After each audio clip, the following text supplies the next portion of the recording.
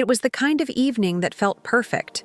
Warm air, a soft breeze, and a sky painted with streaks of gold and fire as the sun dipped behind the trees.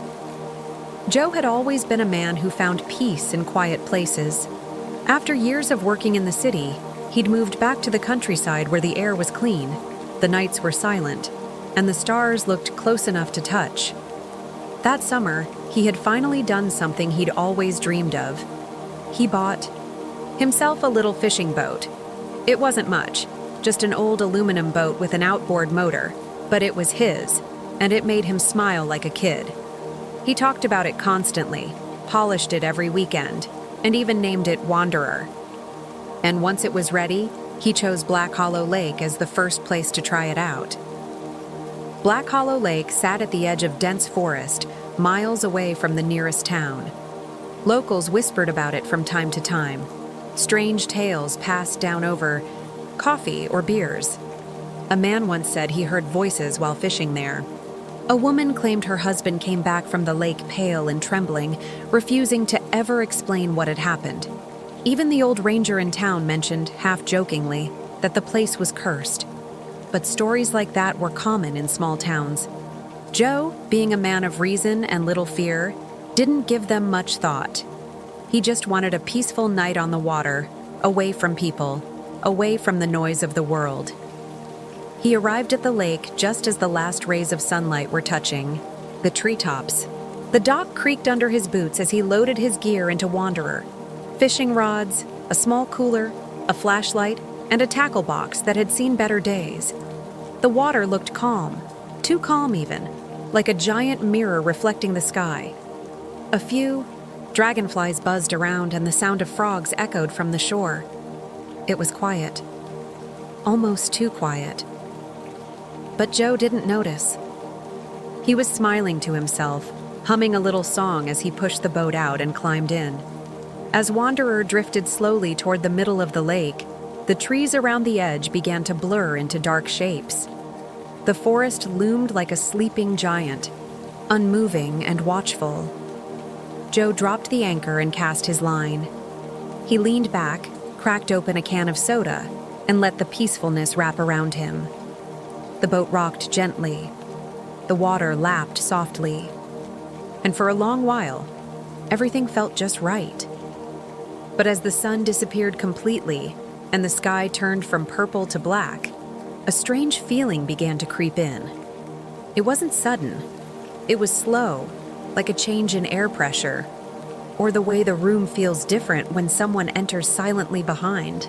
The wind that had been brushing his skin gently stopped, just like that. The trees became still, as if frozen in place. Even the frogs went silent. Joe looked around, puzzled. The night had gone strangely flat.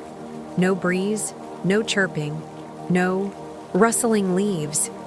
It was as if the entire lake had gone into hiding. A chill passed over his arms, and not because of the temperature. He sat up straighter, suddenly alert. Something about the silence felt wrong, the kind of wrong that makes the hairs on the back of the neck rise for no clear reason. He looked over the side of the boat. The water was still, too still. Usually, even at night, lakes had some movement. Small waves, drifting leaves, insects dancing on the surface. But now, it looked like black glass, stretching in every direction, unbroken and endless. He tried to shake off the unease. Probably just nerves, or maybe he was just not used to such deep quiet. He took another sip of soda and checked his line. Nothing. The bait hadn't been touched. He tried recasting it, hoping a fish would bite soon and distract him from the weird stillness. But the line floated untouched in the water. Minutes passed, or maybe it was longer. Time had started to feel strange. Joe checked his watch and frowned. The minute hand hadn't moved. He tapped it. Nothing. The watch had stopped working, though. It had a fresh battery just the day before.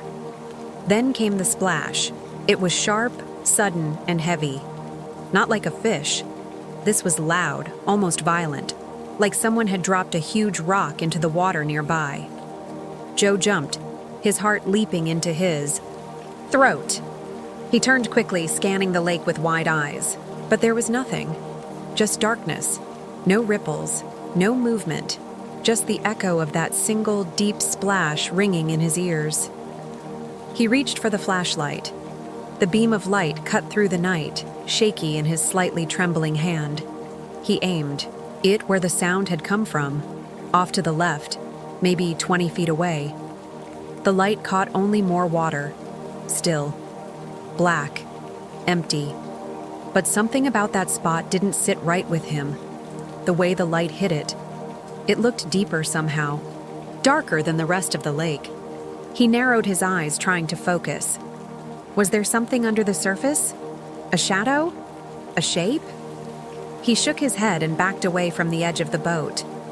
Probably just a fish, he muttered to himself, though the words didn't feel true as... He sat back down, trying to calm his nerves. The boat shifted slightly, like something had nudged it. The movement was small, but strong enough to notice. The water around him was completely calm. There was no wind, no waves. Something had touched the boat. Joe's fingers tightened around the flashlight. His heart was beating faster now. He looked. Around again. Still nothing. The lake seemed to stretch forever, black and wide. And suddenly he realized just how alone he was. No phone signal. No help. Just him. And whatever was out there. The night had changed. The peaceful feeling from before was gone. In its place was something watching, something waiting, and he was in the middle of its lake. Night had now completely swallowed Black Hollow Lake, and the stars, though visible, offered no comfort. The boat floated silently in the center of the water, surrounded by thick shadows that seemed to press in from every direction. Joe sat in, the boat, still and tense with the flashlight resting in his lap and the fishing rod forgotten by his side. Every sound felt louder in the quiet. The creak of the boat's wooden floor, the soft tap of water against the hull, the faint rustle of leaves far off on the shore. Yet something felt off, terribly off. The night wasn't just quiet anymore, it was dead. Not a single cricket chirped, not a mosquito buzzed. The usual night sounds, the little things that filled in the background of every lake trip, had completely vanished. A sense of pressure settled over the water, heavy and invisible, like something was holding its breath just beneath the surface. Then it happened again. A splash. This time, it was even louder. A sharp, crashing noise that broke the silence, like glass shattering in a still room. Joe's hand jerked to the flashlight, flipping it on and pointing it toward the sound. The beam of light sliced across the black water and landed on nothing but ripples. But those ripples were large, far too wide for a fish. They moved in circles, as though something massive had just broken the surface and gone back under. Heart hammering in his chest, Joe stood up carefully, eyes scanning every inch of the lake around him. The boat rocked under his feet, and he planted his legs wide for balance. He whispered a curse under his breath, realizing the motor had been silent this whole time. The outboard, which had purred softly when he first arrived, now sat quiet and lifeless. He reached back and gave it a quick pull. Nothing. Another pull. Still nothing. His fingers shook as he tried again and again, each time the rope snapping back with no result. The motor wasn't just stubborn. It was dead. A growing sense of dread crept up his spine, the kind that whispers in the mind, telling it something is wrong even if nothing can yet be seen. The flashlight beam danced nervously over the water. Joe turned in slow circles, watching for movement, but all he saw was black water and the far-off shadow of the tree line. Then something caught his eye. Movement, far away, almost at the edge of the light's reach. It looked like a piece of driftwood floating slowly across the water's surface. But as it drifted closer, something felt off about it. The shape didn't look quite right. Too smooth, too pale. And then he saw the hair, dark, stringy, drifting behind the shape like seaweed. It wasn't wood. It was a person. A woman, floating face up, her body stiff and unmoving. Her arms hung down in the water, limp.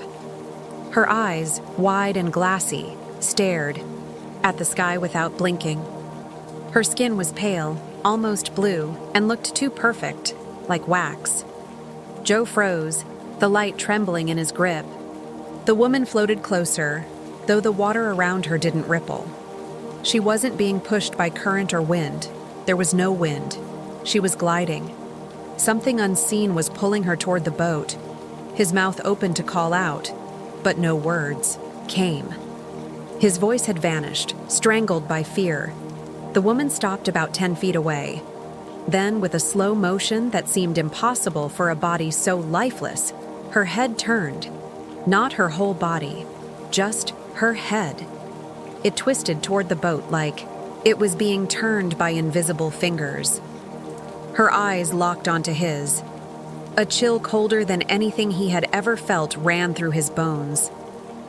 The woman's mouth fell open slowly, unnaturally wide, revealing a black void inside. No tongue, no teeth, just shadow. And then, she spoke. "Help me." The words were soft, soaked in water, like they had been pulled from the bottom of the lake. They didn't come from her mouth exactly, but from the space around her, as if the air had repeated her voice. Joe stepped backward, knocking over the tackle box. Hooks scattered across the boat floor, clinking and sliding. He pointed the flashlight directly at her face, heart pounding wildly. In that second, her expression changed. The empty face twisted into something else, eyes narrowing, mouth opening wider. Then, in one splash, she vanished beneath the water, dragged down so fast it was like something had yanked her from below. The surface bubbled for a moment, then went still again. Joe stood there, breath held, not blinking, not moving. Every part of him wanted to believe it was a trick of the mind, a nightmare born from being alone in the dark. But the air smelled different now, rotting, sharp, like something had died long ago and was rising from the bottom. The kind of smell that wrapped around the throat and made it hard to breathe. He dropped to his knees and fumbled for the paddles. If the motor wouldn't work, then the only way back was by hand. The flashlight, now sitting on the edge of the boat, cast its light across the water in jerky patterns as the boat rocked more violently. As he dipped the paddles into the water and pulled, the boat groaned like it hated to move. And then, something touched the side. It was light at first, like a hand brushing the metal. Then it happened again, stronger this time, with a sharp thud that made the boat shift suddenly to one side. Joe nearly dropped the paddle. He looked over, and in the thin beam of light, saw it. A hand, thin, pale, fingers too long to be human, reaching up from the water and gripping the side of the boat. Then another hand, and another. The boat was being pulled. Joe screamed, dropping the paddle and grabbing the flashlight with both hands. He shined it down, illuminating those hands and the faces just beneath the surface. Dozens of them. Eyes. Closed, mouths sewn shut, floating silently, reaching upward. The boat was no longer drifting. It was being dragged back into the dark heart of Black Hollow Lake. And the silence returned, deeper than before, pressing in from every side. The boat lurched again, a violent tug that made Joe's stomach twist into knots. He didn't think. His instincts took over as panic surged through his veins. The flashlight slipped from his hand and clattered onto the boat floor, but he couldn't stop to pick it up. His heart raced, beating in his ears, drowning out every other sound. The water splashed around him as the boat jerked again, and the creaking metal groaned under the strain. Hands, pale and thin, gripped the side of the boat with unnatural strength. They were pulling the wanderer toward the depths. The very depths of Black Hollow Lake. Joe's breath came in short, ragged gasps. and his mind screamed for him to act, to do something, anything to escape. His legs felt numb as he scrambled to the edge, his hands shaking as they searched for anything to hold on to. The paddles were still in the boat, but they were useless now. His only hope lay in the anchor, the one thing that could keep him from being pulled into the abyss. He reached down frantically, his fingers brushing against the cold metal of the anchor rope. But before he could grab it, another violent tug sent the boat rocking. He lost his balance and fell forward, slamming his chest against the edge. The water, black and thick as oil, splashed over the sides, creeping closer. The cold was unbearable. It burned his skin as it splashed up, soaking his clothes, and he could feel it in his bones. It was as if the lake itself was alive, trying to consume him. The air grew thick, dense, suffocating, and the faint stench of decay, of something rotting beneath the water's surface, made his throat close up. He could see them now. Faces. They weren't just hands. Faces rose from the water, pale and distorted, eyes wide open but empty, staring up at him with a hunger he couldn't begin to comprehend. The figures were drifting toward the boat, moving with an eerie stillness, their eyes fixed on him like they knew him, like they'd been waiting for him. Joe's body froze, a cold sweat breaking out across his forehead. He wanted to scream, to shout, but the sound wouldn't come. His mouth was dry, his body paralyzed by the terror seizing his every nerve. And then came the voices. At first it was faint, so faint that Joe wasn't sure if he had imagined it. A soft whispering as though hundreds of people were speaking at once, their voices blending into one low hum. He didn't understand the words. It wasn't English, it wasn't anything he recognized, but the sound filled his mind, and it echoed in the pit of his stomach. The whisper grew louder. The water shifted again. The boat was drifting faster now, pulled by unseen forces. His legs moved on their own, scrambling, desperate to find something solid beneath him. He reached for the anchor line again, his hand slipping over the rope, but it was too late. The boat tipped, a sudden shift of weight that sent him tumbling into the water. The cold hit him like a hammer. His chest tightened and his lungs screamed for air, but he couldn't find the surface. He flailed wildly, kicking and thrashing, trying to push himself back up. His hands shot out, feeling nothing but the thick, inky blackness. The lake seemed endless, a vast, swallowing void that refused to let him breathe. The figures, those pale, lifeless forms, surrounded him, drifting slowly, their eyes following his every movement. He could feel them, could sense their presence, like 100 hands pulling him deeper, dragging him down. He finally broke through the surface, gasping for air, but the lake had a grip on him. It wasn't just the water. It was the pull of something far darker beneath, something ancient, something alive. His legs kicked beneath him, struggling to stay afloat. But the weight of the water felt heavier now, like it was pressing down, on him, dragging him further into the depths. His arms were growing weak, his body numb from the cold, but he refused to go down without a fight. A shadow moved beside him.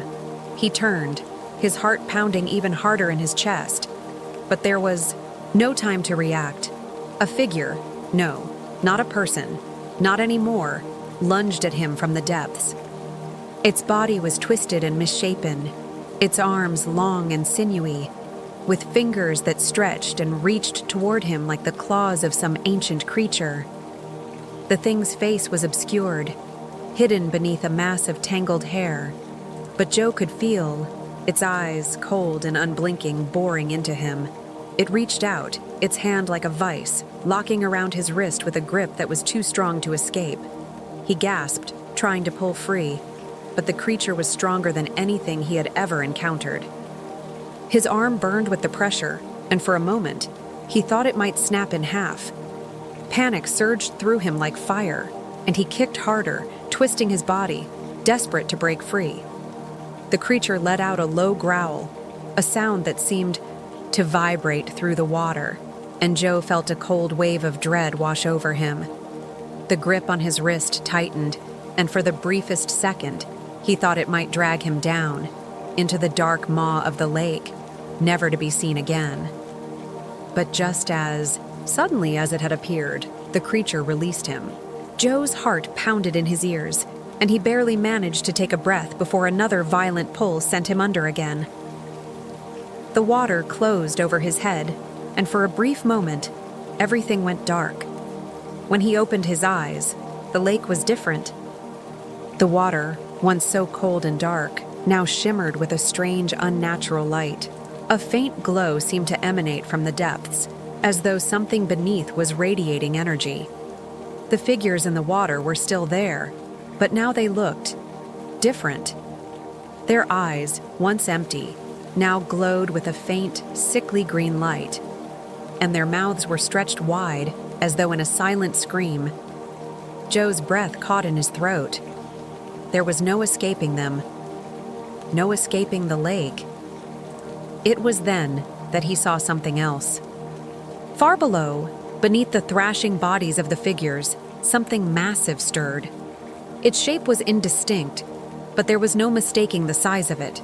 It was ancient, vast, and it seemed to stir the water itself, causing ripples to spread outward in all directions. The lake was alive, and it had been waiting for him. Joe's heart raced as the lake around him seemed to come alive. Every second felt like an eternity, as though the very water itself was closing in, pressing against his body, pulling at his legs, dragging him towards something deeper, something ancient. The faint glow beneath the surface grew brighter, casting eerie shadows on the figures that circled him like predators. Their eyes, now burning with that sickly green light, pierced through the water, following his every movement. The whispers were louder, more insistent, filling his ears with a language that was both foreign and haunting. He couldn't understand what they were saying, but the sound rattled through his bones, vibrating deep in his chest. For a moment, he thought he might drown there, pulled under by the weight of the water, overwhelmed by the figures that surrounded him. But then, a wave of clarity hit him. A sharp, desperate thought. He had to survive. He had to get out. His eyes darted around, searching for anything that could save him, anything that could pull him from this nightmare. The boat was too far away, drifting silently, abandoned. The shore seemed miles away, its shadowy outline barely visible in the distance. But there was one thing he could still reach: the anchor. Joe's body felt like it was moving in slow motion.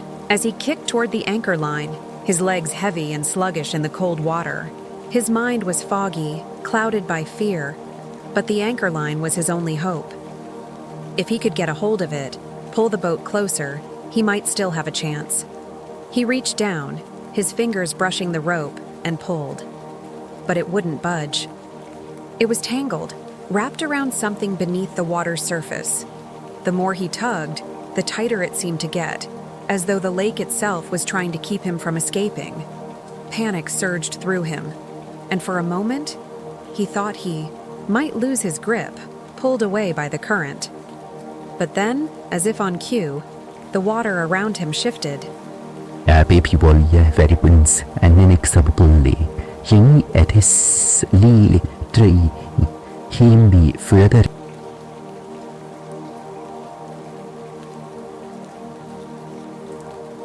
into the area here. He is prevented. It was been so. Into the depths, helpless against this, the potable water Lay beneath the water.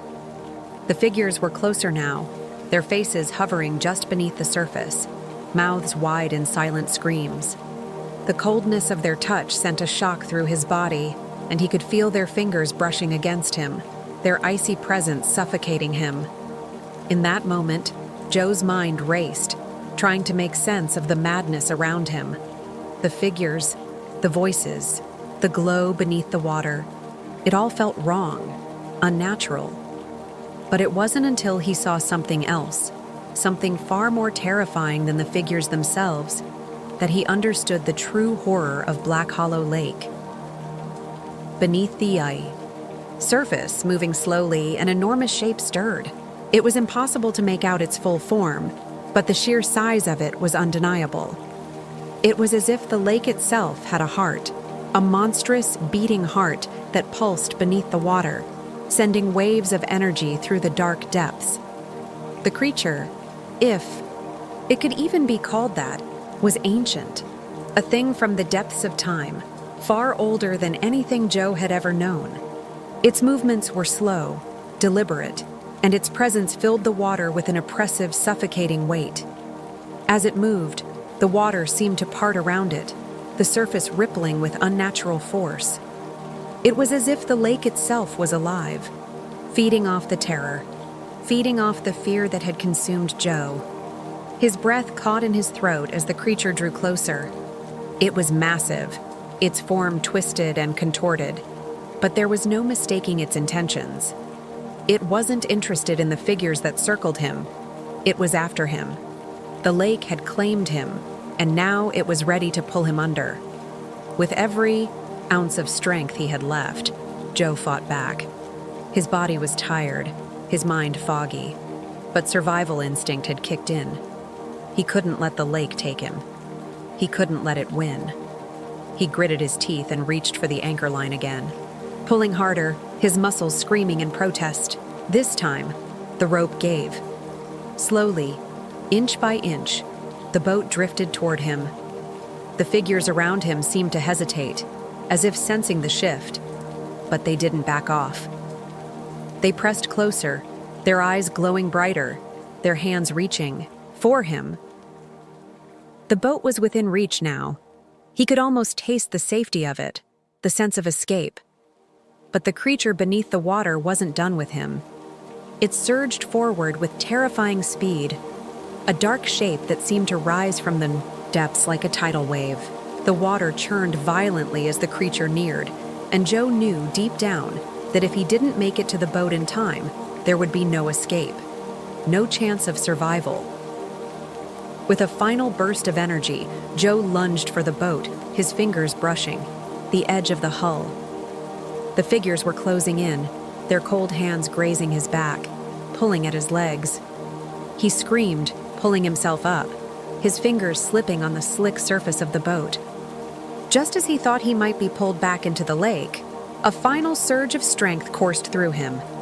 He managed to grab the side of the boat and haul himself up, falling onto the deck with a splash. The boat rocked violently beneath him, but he didn't care. He was out of the water. For now. He lay there gasping for breath, his body shaking uncontrollably. His heart was still racing, and his mind couldn't quite process what had just happened. The glow beneath the surface had faded, but the lake still felt alive, as if it were watching him, waiting for him to slip back in. The figures were still, there, floating just beneath the surface, their eyes fixed on him. But for the moment, they didn't move. They just stared.